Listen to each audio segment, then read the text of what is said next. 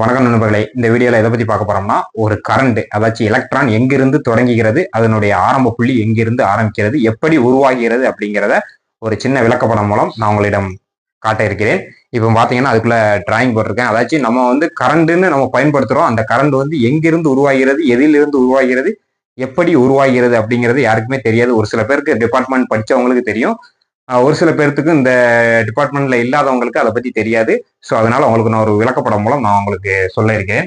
இப்போ பார்த்தீங்க அப்படின்னா, இதுதான் அந்த கரண்ட் இஎம்எஃப் உருவாக காரணம். அதாச்சும் இஎம்எஃப் அப்படின்னா எலக்ட்ரோ மோட்டிவ் ஃபோர்ஸ். நம்ம கரண்ட்னு சொல்றோம், பவர் சப்ளைன்னு சொல்றோம். இதனுடைய விளக்கம் தான் இஎம்எஃப். ஷார்ட்டா சொன்னா இஎம்எஃப்னு சொல்லுவாங்க டிபார்ட்மெண்ட் படி. இப்போ பார்த்தீங்க அப்படின்னா, கரண்டினுடைய ஆரம்ப புள்ளியே இங்க இருந்து தான் ஆரம்பிக்கும். அதாச்சும் நம்ம ஜென்ரேட்டர்ல இருந்து கரண்ட் உருவாகுது அப்படின்ட்டு சொல்லியிருந்தோம். அந்த ஜென்ரேட்டருக்குள்ள என்ன இருக்கு அப்படிங்கிறது தான் இந்த படத்துல நம்ம காட்ட போறோம். ஸோ இதுக்கு மேலதான் பாடி ஜென்ரேட்டர் இருக்கும். இது ஜென்ரேட்டருக்குள்ள என்னென்ன பொருட்கள் இருக்கு, எப்படி உருவாகுது அப்படிங்கிறத இந்த காணொலியில நான் காட்டுறேன் பாருங்க. பாத்தீங்கன்னா நார்த் போல் சவுத் போல், அதாச்சும் north pole magnet, south pole மேக்னெட்னு ரெண்டு காந்தங்கள் இருக்கும். மேக்னெட் அப்படின்னா காந்தம் தெரியும் உங்களுக்கு.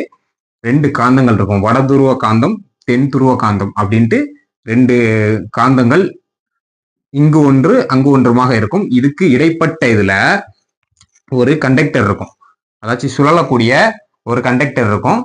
ஸோ இப்போ பார்த்தீங்க அப்படின்னா, இந்த கண்டக்டர் இல்லாத போது இது என்ன செய்யும் அப்படின்னா, நார்த் போல்ல இருந்து காந்த விசை சவுத் போலை நோக்கி போகும். நீங்க பார்த்துருப்பீங்க காந்தங்களை ரெண்டு காந்தங்களை நீங்க வச்சீங்கன்னா, எக்ஸாம்பிளுக்கு ஸ்பீக்கர் காந்தமே நீங்க எடுத்துக்கோங்க. நம்ம ரேடியோ ஸ்பீக்கர்ல இருக்கக்கூடிய அந்த காந்தங்களை எடுத்துக்கிட்டீங்க அப்படின்னா, ரெண்டு காந்தங்கள் நார்த் போல் சவுத் போல் அப்படிங்கிற ரெண்டு பக்கங்கள், காந்தங்களுக்கு ரெண்டு பக்கங்கள் உண்டு, அதை நீங்க முதல்ல தெரிஞ்சுக்கணும்.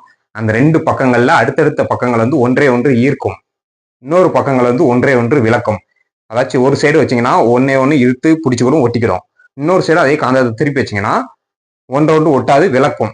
இப்படி உள்ள அமைப்பு இருக்கு. நம்ம என்ன செய்யணும்னா, ஒரே போல வைக்கக்கூடாது, அடுத்தடுத்த போல வைக்கணும். அதாச்சும் நார்த் போலும் சவுத் போலும் அடுத்தடுத்த போல வச்சா ஈர்க்கும், ஒரே போல வச்சா விளக்கும்.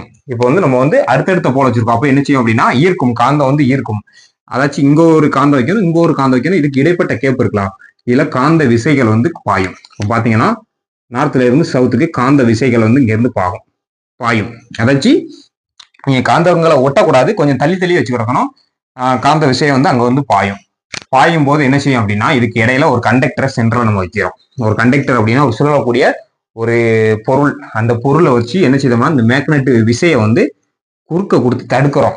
தடுக்கும் போது என்ன செய்யும் அப்படின்னா, இங்க இருந்து அங்க போகக்கூடிய அந்த மேக்னெட் போர்ஸ் ஈர்ப்பு விசையை குறையும்னா தடுத்துரும், ஒரேடியா தடுத்துரும். அப்படி நம்ம செய்யும் போது என்ன செய்யும் அப்படின்னா, இங்க இருந்து அங்க மேக்னெட் பவர் போவாது. இது சுழலக்கூடிய தன்மையில நான் உங்களுக்கு வைக்க சொல்லியிருக்கேன். அப்படி சுழலக்கூடிய தன்மையில வைக்கும் போது என்ன செய்யும் அப்படின்னா, சுழலக்கூடியனா இப்படி இருக்குன்னு வச்சுக்கோங்களேன். இப்போ இங்கேயும் மேக்னெட் திசை போகாம இப்படி அடைச்சிரும். ஸோ இப்படி கண்டக்டர் திரும்பிட்டு அப்படின்னா இப்படி போகும், மறுபடி சுத்தி மறுபடி இப்படி நிற்கும், அப்போ போகாது. இது திருப்பி திருப்பி நடக்கும்போது, அதாச்சும் சுழற்சி திருப்பி திருப்பி நடக்கும்போது, அதாச்சும் மேக்னெட்டை தடுக்கும், மறுபடியும் ரிலீஸ் பண்ணும், போகும், மறுபடியும் தடுக்கும், ரிலீஸ் பண்ணும், போகும். அப்படின்னு சுழலும் போது இஎம்எஃப் அப்படிங்கிற ஒரு போர்ஸ், அதாச்சும் எலக்ட்ரோ மோட்டிவ் ஃபோர்ஸ் அப்படிங்கிற ஒரு போர்ஸ் இந்த இடத்துல நடக்கும். அந்த இடத்துல நடக்கிறத நம்ம இந்த கண்டக்டர்ல காயில் சுத்திருப்போம். அதாச்சும் செம்பு கம்பிகள் கொண்ட ஒரு காயில் அமைப்பை நம்ம சுத்திருப்போம். அதுல அந்த மேக்னெட் போர்ஸ் அந்த காந்த விசைகள் மூலம் ஒரு மேக்னெட் போர்ஸ் உருவாகி இஎம்எஃப் உருவாகி நமக்கு அவுட்புட் வருது. அந்த இஎம்எஃப் தான் கரண்ட் அப்படின்னு சொல்றோம். கரண்ட்டுக்கு பாத்தீங்க அப்படின்னா, கரண்ட் மட்டுமே இல்லை, கரண்ட் பிளஸ் வோல்டேஜ் இது ரெண்டும் சேர்ந்தது தான் சப்ளை. இந்த ரெண்டும் இருந்தாதான் ஒரு லோடு எலக்ட்ரிக்கல் சப்ளைல ஒர்க் ஆகும். ஸோ நம்ம கரண்ட்னே சொல்லி பழகிட்டோம். அது பேசிக்கான ஒரு இது. கரண்ட் வேறு, வோல்டேஜ் வேறு. அதாச்சும் என்ன அப்படின்னா, இஎம்எஃப் அப்படிங்கிற வார்த்தையில எலக்ட்ரான் மோட்டிவ் ஃபோர்ஸ். இந்த எலக்ட்ரானை ஃபோர்ஸ் பண்ணி அனுப்புறது தான் வோல்டேஜ். அதை என்ன சொல்ல அப்படின்னா, உங்களுக்கு ஒரு இடத்துல இருந்து கரண்ட் உருவாகுது இடத்துல இருந்து அது எவ்வளவு வேகத்துல தள்ளணும் அப்படிங்கிறது தான் வோல்டேஜ். அதை தான் இஎம்எஃப் அப்படின்னு நம்ம ஷார்ட்டா சொல்றோம். இந்த டிபார்ட்மெண்ட் வார்த்தைப்படி இஎம்எஃப் அப்படின்னு சொல்றோம். இப்படித்தான் உங்களுக்கு கரண்ட் உருவாகுது. இந்த உருவாகக்கூடிய இஎம்எஃப் தான் நம்ம வெளியே எடுத்து ஒரு பல்புலையோ, இதை நான் சின்ன செட்டப்பா சொல்றேன். பெரிய செட்டப்ல என்னன்னா, நான் உங்களுக்கு இதுக்கு முன்னாடி வீடியோ போட்டிருப்பேன். அந்த வீடியோல நான் உங்களுக்கு விளக்கமா சொல்லியிருப்பேன். ஒரு இடத்துல இருந்து கரண்ட் தயாராகுது, அதுக்கப்புறம் அது ஸ்டெப் அப் டிரான்ஸ்ஃபார்மருக்கு போகுது, அதுக்கப்புறம் அது டிரான்சாக்ஷன் பெரிய லைனுக்கு போகுது, அதுக்கப்புறம் நம்ம தெருக்களுக்கு வரக்கூடிய டிரான்ஸ்ஃபார்மருக்கு வீடுகளுக்கு போஸ்ட் மூலம் நம்ம வீடுகளுக்கு வருதுன்ட்டு நான் உங்களுக்கு ஒரு விளக்கப்படத்துல சொல்லியிருப்பேன். அது வந்து உங்களுக்கு பேசிக்கான அர்த்தங்களோட சொல்லியிருப்பேன். இது வந்து கரண்ட் அந்த ஜென்ரேட்டருக்குள்ளே என்ன இருக்கு அப்படிங்கிற விளக்கப்படம் தான், கரண்ட் எப்படி உருவாகுது அப்படிங்கிற விளக்கப்படம் தான் சொல்லியிருக்கேன்.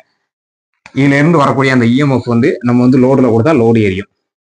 எக்ஸாம்பிளுக்கு நீங்க சின்ன சின்ன ஒரு டிசி மோட்டர் இருக்கும். நம்ம ரிமோட் காரு இந்த மாதிரி சின்ன சின்ன அந்த ப்ராஜெக்ட் சின்ன சின்ன அந்த காரு இந்த மாதிரி விளையாட்டு சாமான் இதுல வந்து எலக்ட்ரிக்கல் மோட்டர் வந்து சின்ன டிசி மோட்டர் இருக்கும். அந்த டிசி மோட்டரை நீங்க சுத்தினீங்க, சப்ளை கொடுத்தா மோட்டர் சுத்தம். அது நீங்க அப்படி பண்ணாம சப்ளை கொடுக்காம அந்த சுத்தக்கூடிய அந்த கம்பியை நீங்க சுத்திட்டு இதுல ஒரு எல்இடி பல்ப் கரெக்டா வச்சீங்கன்னா இந்த எல்இடி பல்ப் எரியும்.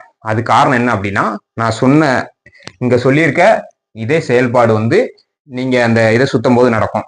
அதாச்சும் 2 மேக்னெட் வந்து இங்கேயும் அங்கேயும் இருக்கும், நார்த் போல் சவுத் போல்னு. இதுல இருந்து காந்தகத ஈர்ப்பு தன்மை போய்கிட்டு இருக்கும். இதை வந்து ஒரு கண்டக்டர் மூலம் தடுத்து வச்சிருக்காங்க. இதை சுத்தும் போது என்னச்சுன்னா இஎம்எஃப் வந்து கட்டாக்கி அந்த எலக்ட்ரோ மோட்டிவ் ஃபோர்ஸ் வந்து கட்டாக்கி விடும் மேக்னெட் இதை. அதனால எலக்ட்ரோ மோட்டிவ் ஃபோர்ஸ் வந்து ஏற்படும். இந்த ஏற்படும் போது வரக்கூடிய இஎம்எஃப் தான் நம்ம லோடா கரண்டா எடுத்துக்கிறோம். இதை எடுத்து தான் நம்ம வந்து கரண்டா உருவாக்கி சப்ளை பண்றோம். இப்படிதான் கரண்ட் வந்து உருவாகுது. கரண்ட் உருவாக முக்கிய ஆரம்ப புள்ளியே இங்க இருந்து தான். காந்தங்கள், காயில், இது 2 இல்லாம கரண்ட் இல்லை. இந்த 2 மெத்தடை தான் நம்ம இதுல கவர் போட்டு, நான் சொன்ன மெத்தட்ல கவர் போட்டு அதுல ஒரு சாஃப்ட் கொடுத்து வச்சிருக்காங்க. இது வந்து ஜென்ரேட்டர். அதாச்சும் நான் ஜென்ரேட்டருக்குள்ள இருக்க விளக்கத்தை சொல்லியிருக்கேன். ஜென்ரேட்டர் இப்படிதான், ஜென்ரேட்டருக்குள்ள இப்படிதான் ஒர்க்கிங் ஆகிட்டு இருக்கு.